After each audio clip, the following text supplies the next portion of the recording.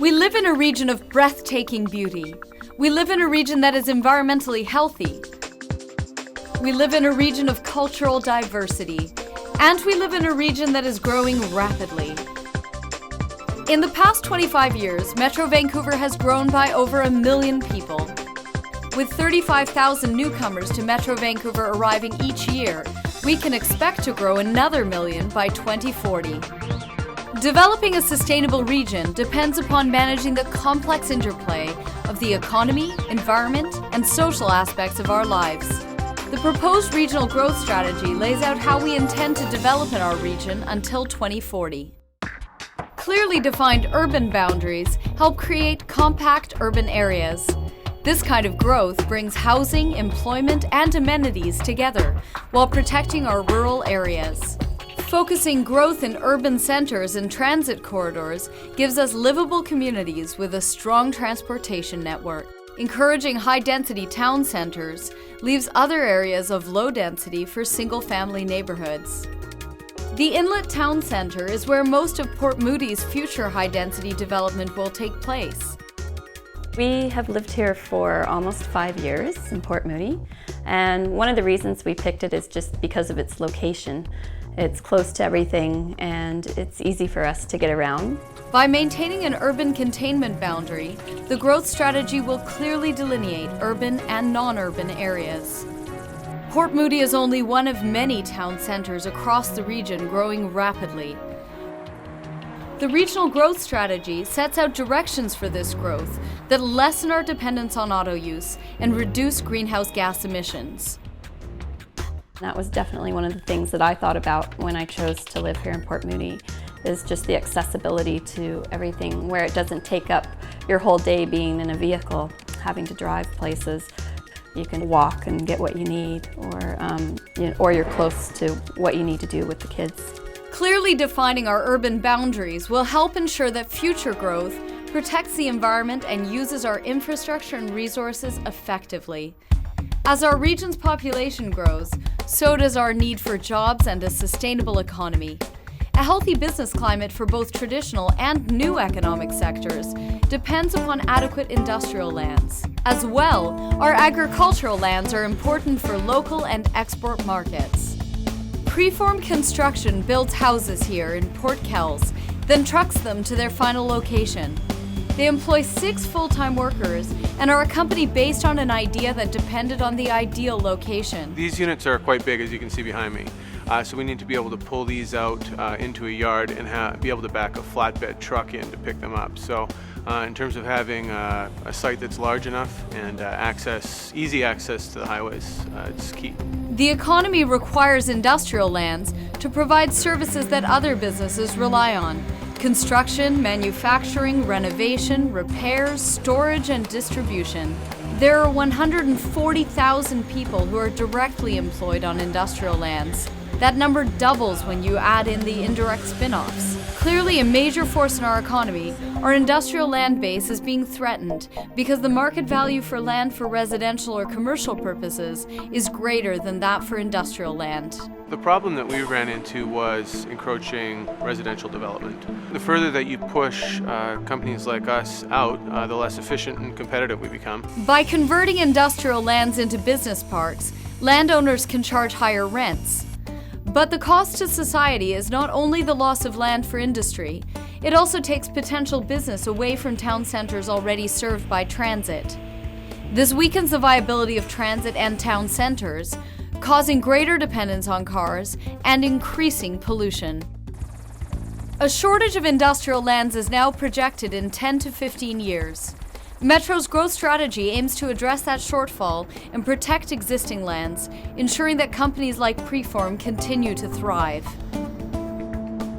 The growth strategy identifies the need to preserve agricultural land, which has come under the same market pressures to be developed for residential and commercial purposes. Agricultural land in the region employs 12,000 people, generating almost $1 billion per year in gross receipts. The Fraser River is not only a vital link in the chain of industry, but is one of the region's most precious natural habitats. Home to fish, waterfowl, and a myriad of plant and animal species, This proximity of industry and nature exemplifies the challenge that protecting our region's natural assets poses. Our region's forests, wetlands, streams, and riparian coastal and intertidal areas are critical as a habitat network for fish and wildlife. Some, like the Pacific Flyaway or Burrard Inlet, have global significance for species like migratory birds and salmon. These natural assets make important contributions to economic prosperity and to the quality of life in our region.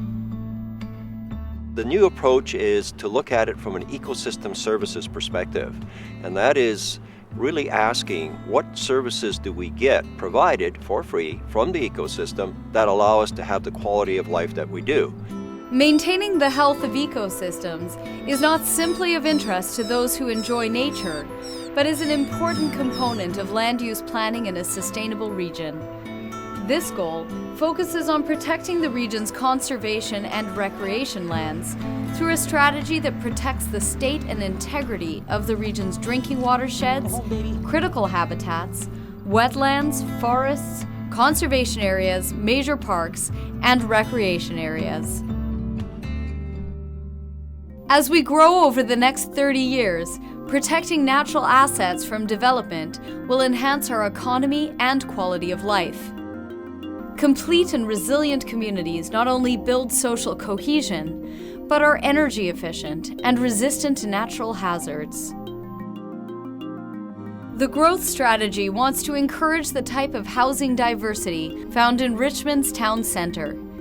It's an example of a complete community, a place where people can live, earn a living, access services, and enjoy social, cultural, and recreational pursuits. The growth strategy sets out actions that will develop community, one of the most important considerations for people living around Richmond's popular town centre. I'm living in the apartment. Yeah. Close to here? Yeah, close to here. Because this is the center of the Richmond city. It's quite convenient around here. The town centre includes Minaroo Park, which houses many civic facilities, all in one convenient location. Kwantlen Polytechnic University is also attracting younger residents to the Richmond town centre. And with the completion of the Canada Line, Richmond Centre will see even more growth.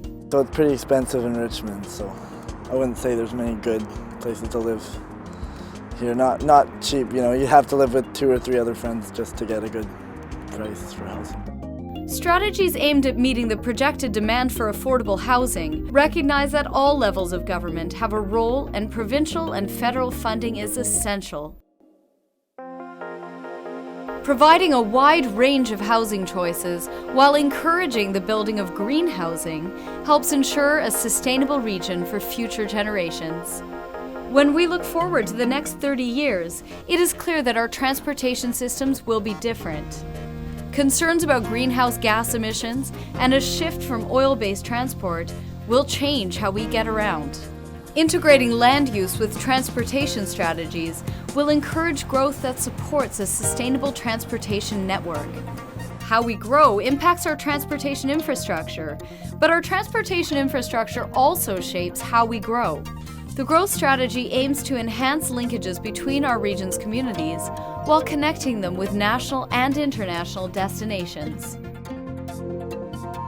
Growth poses challenges to sustainable transportation. More automobiles on our road networks affect our air quality while increasing greenhouse gas emissions.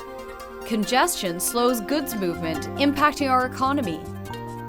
But by concentrating our growth, we can make transit cost-effective while protecting our natural environment and maintaining space for industry and agriculture. Actions like utilizing our existing road capacity more efficiently can help us avoid large capital costs in the future.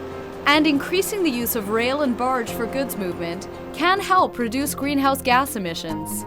Supporting transit, cycling, and walking by increasing the ability of citizens to choose these modes of transportation is an important part of the strategy. Partnerships between Metro Vancouver, TransLink, and the provincial government are essential to ensuring that our highways, transit, and regional growth work together to build sustainable transportation choices. The new regional growth strategy will shape our growth to 2040. Protecting our region's natural habitat while building a region that is prosperous, diverse, and livable is the goal of this strategy. Applying the principles of sustainability to all our current endeavors is how we will make this vision a reality for future generations.